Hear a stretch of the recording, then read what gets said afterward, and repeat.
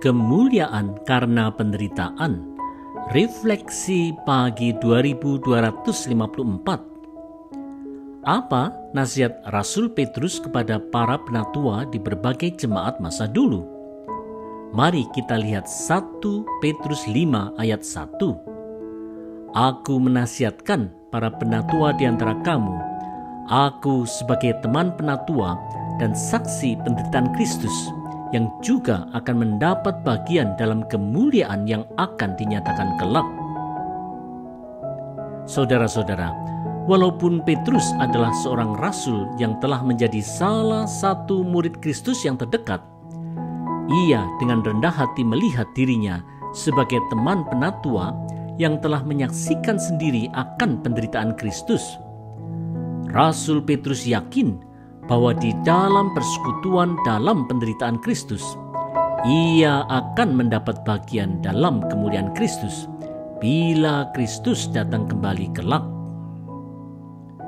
Saudara-saudara, kerinduan Rasul Petrus untuk mendapat bagian dalam kemuliaan Kristus telah menyebabkannya untuk tidak gentar menjadi saksi yang berani menderita demi Kristus.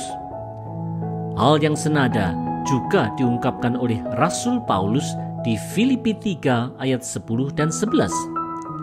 Yang ku kehendaki ialah mengenal Dia dan kuasa kebangkitannya dan persekutuan dalam penderitaannya, di mana aku menjadi serupa dengan Dia dalam kematiannya, supaya aku akhirnya beroleh kebangkitan dari antara orang mati.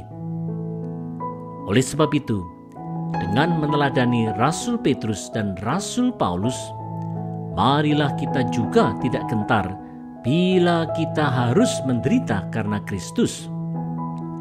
Kita pasti mendapat bagian juga dalam kemuliaan kelak.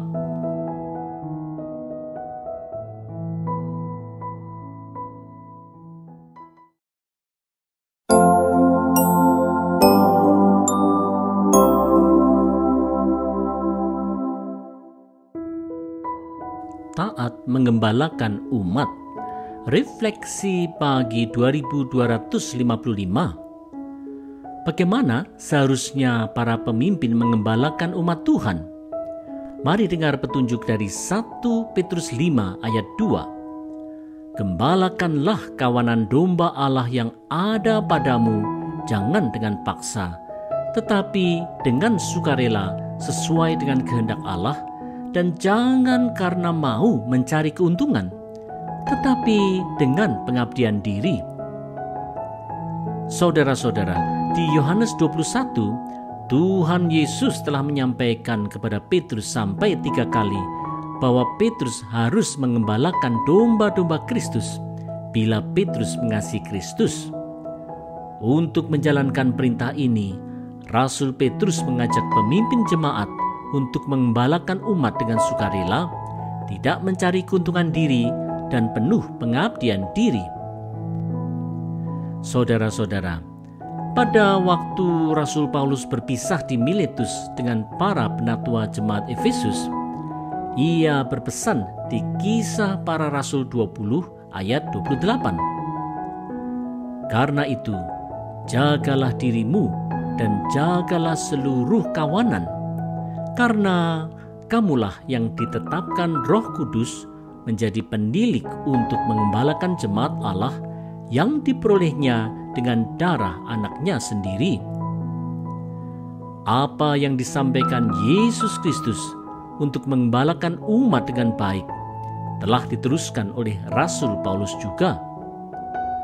Seorang pemimpin umat memang haruslah menjadi gembala yang baik bagi jemaat.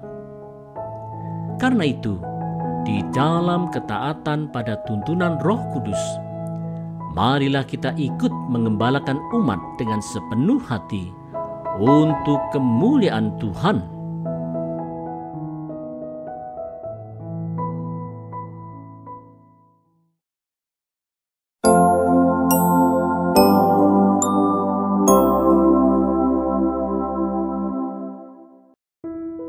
Bukan cuma memerintah. Refleksi pagi 2256. bagaimana sikap yang benar dari pemimpin umat dalam mengembalakan jemaat. Mari dengar nasihat dari 1 Petrus 5 ayat 3. Janganlah kamu berbuat seolah-olah kamu mau memerintah atas mereka yang dipercayakan kepadamu, tetapi hendaklah kamu menjadi teladan bagi kawanan domba itu. Saudara-saudara, di dalam mengembalakan jemaat, pemimpin umat haruslah mau memberikan teladan dan bukannya hanya mau memerintah saja. Inilah yang digambarkan di Mazmur 23, di mana sang gembala yang baik itu membimbing kawanan dombanya ke air yang tenang, menuntunnya di jalan yang benar, serta menyertai domba-dombanya sewaktu berjalan di lembah kekelaman.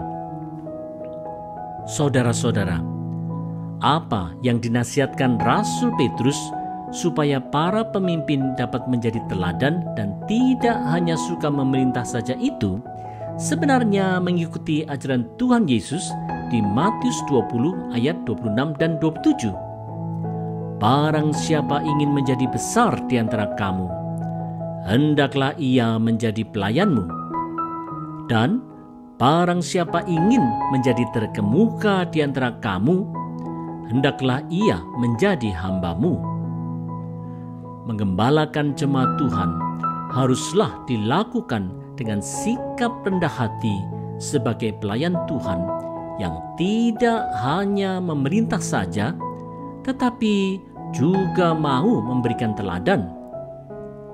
Karena itu, marilah kita belajar menjadi pemimpin umat yang dikenan Tuhan dengan menggembalakan jemaat sesuai petunjuk Tuhan.